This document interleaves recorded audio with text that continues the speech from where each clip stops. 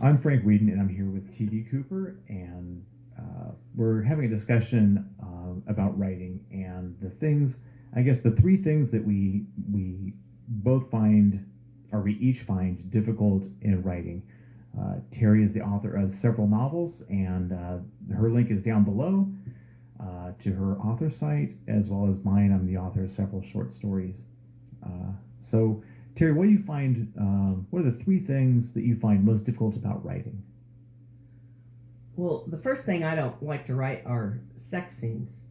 So I limit myself to children's, young adult, middle grade, so I don't have to write those. Yeah, and those are difficult to write well because I think you and I probably both like been reading a novel and come across a sex scene that's been written poorly, and it's like, oh my god, this is so cheesy. It's just nothing spoils a novel like a sex scene that's been written poorly, and you're like, oh god, why did you even bother? Right.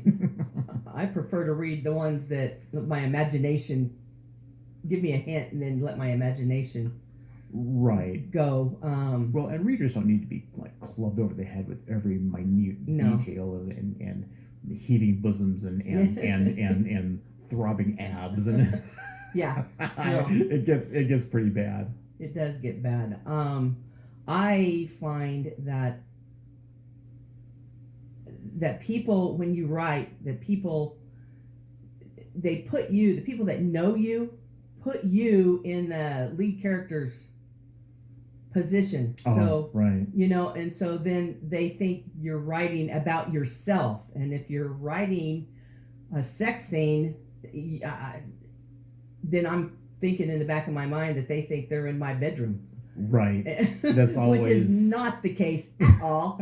And that's always a big challenge. You know? And people do tend to project that way. They think, well, I remember writing a poem several years ago that was really grim, and someone goes, "Wow, did you really do that?" And I'm like, if I had really done this, do you think I'd be writing about it? I know. See, none of the stuff I write is about me.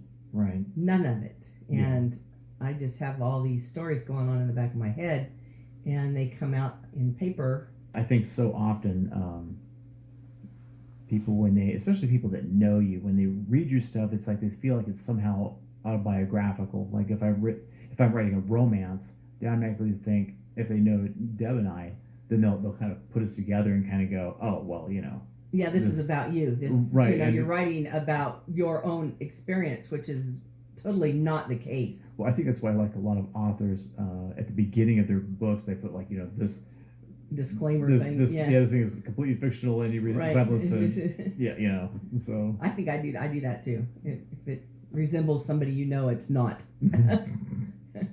It comes out of my imagination. Unless I hate you, know what I mean? Then I'm going to kill you in a very grisly way in my story. No. I don't do anything about like that. But then again, I'm not comfortable with writing sex scenes at all. Right. I don't even want to go there. Right. Well, and for like the regular stuff that I write, I mean, there's none of that. I mean, I don't believe in just sticking that in there just to like pluff the book, Right. And I think that some authors do that. They write like a good mystery, or they write a good thriller, and all of a sudden they go like, well, yeah, it's pretty good. And then I think their editor or somebody says, well, you really need to kind of spice this thing up, so they'll throw in a sex scene just for the hell of it. And it's like, and my opinion on writing a sex scene or a romance scene is that it shouldn't just be like this like you're seasoning soup with a little pepper. Like, the actual relationship or the scene itself should be doing something to advance the plot. That it should be like, as your characters are leading up to something, that without that your plot doesn't advance, and that if you have that scene, that it does actually advance the plot. It's not just this isolated, right. you know. Right.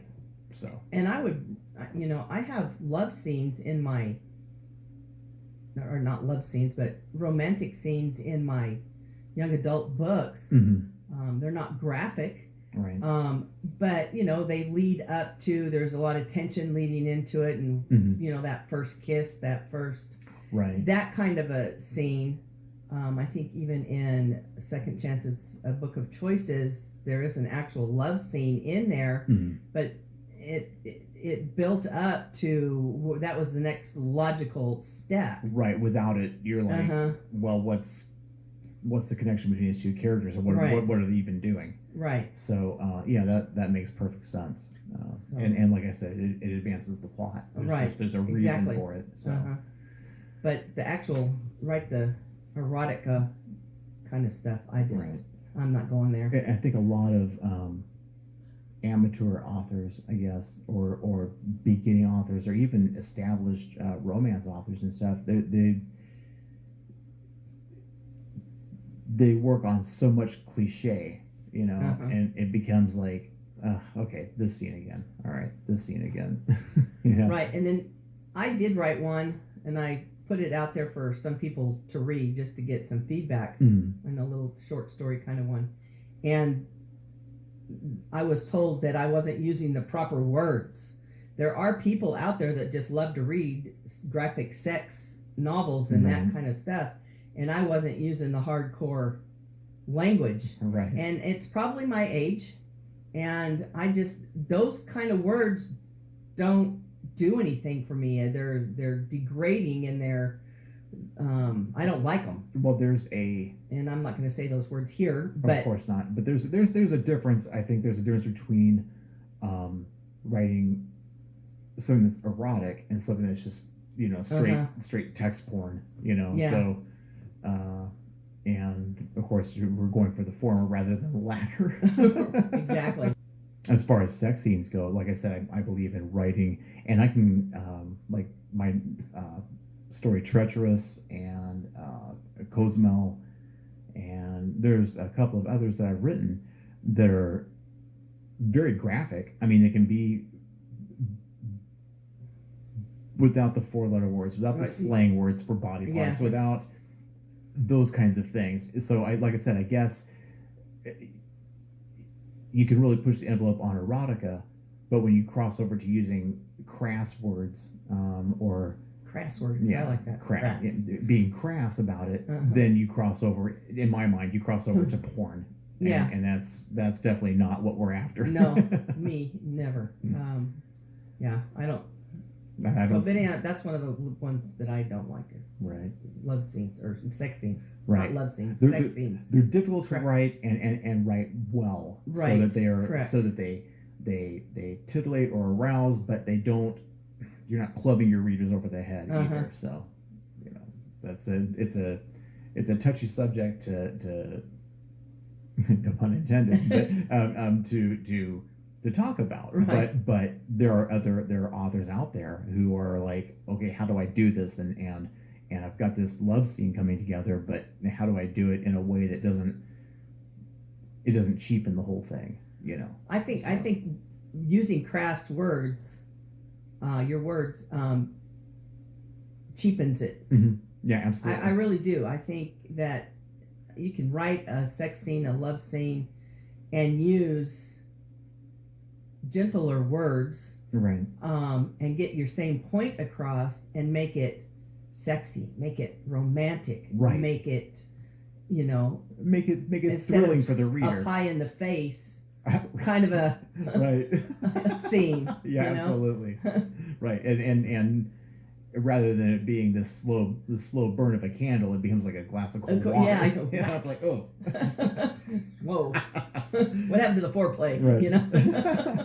So, okay, what is your excuse me? What is your third most difficult thing to write then?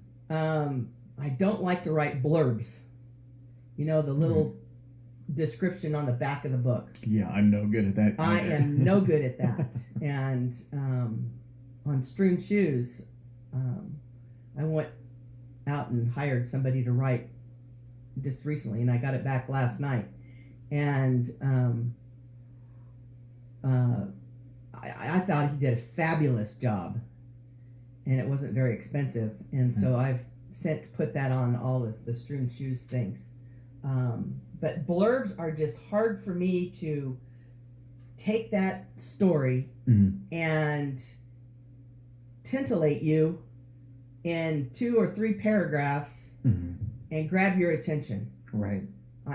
I like we've talked in the past, I'm more of have a gift for gab. Right. And I like to draw things out and describe them in more than 3 paragraphs. Right. To try to get your attention. So I have a really, really difficult time with blurbs. Right. Yeah, I'm the same way. I mean, of course, I think because as authors, maybe we dwell so close to our stories, and like if you say like one piece of the story, all of a sudden this whole thing just like unspools in your head, and you're like, oh, okay, you know. Yeah. So you get really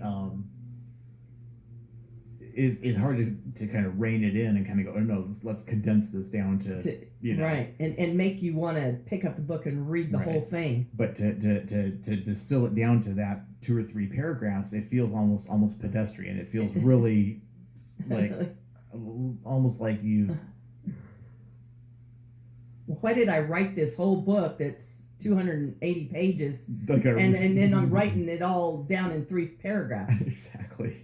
You know, and I don't know if you've ever tried to send a query letter out to one of the publishers or an agent or anything to try to get picked up. They want you to do that. They want you to write your query letter with your blurb in it, and then they want you to send them a synopsis. Right. Well, if I could have written a book in 2 pages, I would have, you know. But of course, you know, it's still the same thing. Your editor or agent or whatever it happens to be, you're trying to entice them to read your manuscript. Exactly. And if you can do that, oh man, you've done something. If you can do that, you've done something. And I think that's the secret to getting those agents or people to look at you. Right. And I'm not good at condensing. I'm not good at writing, you know, that kind of a thing. Yeah, I'm not real good either. I'm end up with the temptation of like looking up in Google like how to write a synopsis, or I've done that too, and read how to write a synopsis or how to write a blurb or how to and then make it interesting enough for you to want to buy the book. Right. The only experience I really have with it is in college, you know, writing a paper, and then like at the beginning I should put kind of like a summary of whatever your thesis or your essay is. You have to, like the cover page, you have to say, well, this is an essay about blank, you know. But that's not really what they're after. They're after a little more. Right. And I can write the story in 1 sentence, whatever my story is about, but to write it in, say, a paragraph that makes the reader go, huh, I like the cover, I like the blurb, let me buy this. Right. You know, that's something else. It's all a whole art in and of itself. It is. So it's amazing. And I think this guy that did this for me, I thought he did an amazing job on Strewn Shoes. So, and I've been getting some action on Strewn Shoes. Good. Thank you guys for watching our blogs or our what are these podcasts? Yes, absolutely. And yeah, I think we're getting some attention. At least I am. It seems to be. Terry, we don't like this. Start over. You know, and right. How many times I have rewritten, and that has to be one of my other things I don't like to do is to rewrite a book. But if it's not good, right, and how many times you have to read it, and how many times you go through it. That is so tough. It is. And I bet I've read each one of my books a minimum of 10, 15, 20 times from cover to cover, and changing things. Right. And well, and the real danger too is sometimes it may not be. There's a real danger in you've got your whole story written out. It's coherent from A to Z, and it's complete in and of itself. It's fine. Maybe it's not absolutely 110%, but it's a complete story, and it's engaging, and it's great. And then you have this tendency, or at least I do, and I've noticed this in several other writers, they want to go back and start fiddling with it. Uh-huh. And I do that with my own stuff. I do too. And it's hard not to. You adjust this and adjust this and adjust this plot point, and you keep going until finally you fiddle with it so much, all of a sudden you're like, oh man, instead of having this adult, this novel that I've grown from an infant to an adult, now all of a sudden I'm back in the gangly teenager stage again, and I'm like, oh crap. Yeah. You know, what do I do with this, and how do I get back to, or do I, you know, so what I've learned to do is keep 2 or 3 different copies of whatever it is that I'm working on, and so I've got the condensed version, or the version that I feel is complete, and then if I want to kind of fiddle with it, make it a little bit longer, turn it into a novella or even a novel, then I'll go back and kind of fiddle with it. And if I get into the middle of fiddling with it, or I've messed with it too much, and I'm like, okay, this is, it's all going into dead ends and loose ends, and I've got more questions than I have answers. So let me go back to the original. Uh-huh. And I've had to come to grips with, just over the past couple of days, that I am primarily a short story writer. Right. I think you are too. And whereas you are obviously you're more for the long run. You're for you turn out novels, which I really envy. I really admire that. That's and I can turn out a novel myself, but it'll be a series. It'll be a series of short stories, which is fine, but it's not. Excuse me again. It's not really what I kind of had in my head when I thought about being a writer. I thought, okay, I'm going to sit and crank out the great American novel. You know, yeah. Right? And it turns out I'm good for a sprint here, a sprint here, and a sprint here, and it's like, okay, instead of the marathon. Yeah. So I was always the marathon swimmer, so I guess that's why marathon books. Right. Well, that's I really admire that. That's something that I can't do, or have not been able to do just yet. You can't. So. Don't never say I can't. Right. Can't is not in the vocabulary. Yeah, but it's not something that, let me say, it's not something that comes naturally for me. Right. So, well, Terry, thanks a lot for joining us this morning. And Terry's links to her author site and novels are in the comments below. And of course, and a link to my own author page are in the comments below. So, Terry, thank you for joining us this morning. Thank you for having me, and it's been a great morning again. Remember to read, you guys, and have a good week. Absolutely. Thank you.